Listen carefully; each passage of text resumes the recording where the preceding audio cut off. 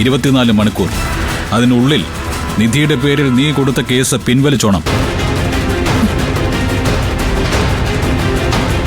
നീ അതിന് തയ്യാറായില്ലെങ്കിൽ പിന്നെ ഞാൻ പറഞ്ഞത് തന്നെ സംഭവിക്കും.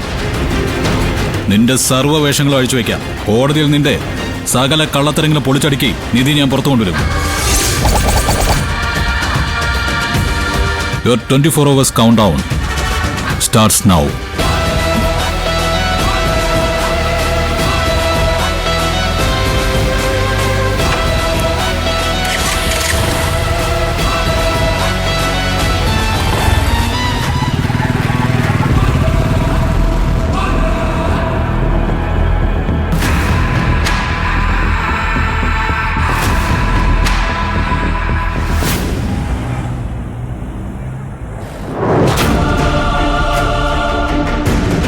ഓഹോ, അത്രയ്ക്ക് അഹങ്കാരമായോ ഗൗതമിന്? ഗൗതം പറയുന്ന കേട്ടിട്ട് എനിക്ക് നല്ല പേടി തോന്നുന്നു അങ്കിളെ. എന്തിന്? മോള് ധൈര്യമായിട്ട് അവനോട് പറ കൊണ്ടുപോയി കേസ് കൊടുക്കാൻ. അതിന് മോളെന്തിനാ പേടിക്കുന്നത്?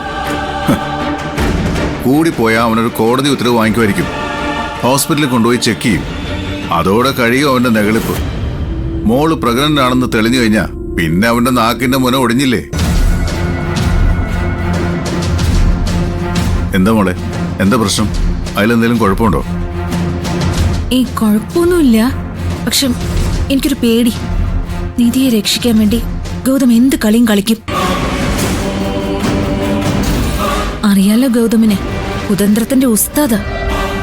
എന്തെങ്കിലും തന്ത്രം ഒപ്പിച്ച് അവസാനം വാദിയായ എന്നെ പ്രതിയാക്കുമെന്നൊരു പേടി. നാളെ കേസാണ്. അവൾക്ക് വേണ്ടി ഹാജരാകാൻ പോകുന്നത് നിസ്സാരനായ വക്കീലായിരിക്കൂല. ഏതെങ്കിലും വിധത്തില് നിധി ജാമ്യത്തിൽ ഇറങ്ങി പിന്നെ അവരുടെ കളിയായിരിക്കും ജയിക്കാൻ പോകുന്നത്. ഏത് വക്കീലോ ഹാജരായിക്കൊള്ളട്ടെ, മോള് പ്രഗ്നന്റ് ആണെങ്കിൽ ഈ കേസിൽ നമ്മളെ ഒന്നും ചെയ്യാൻ പറ്റില്ല.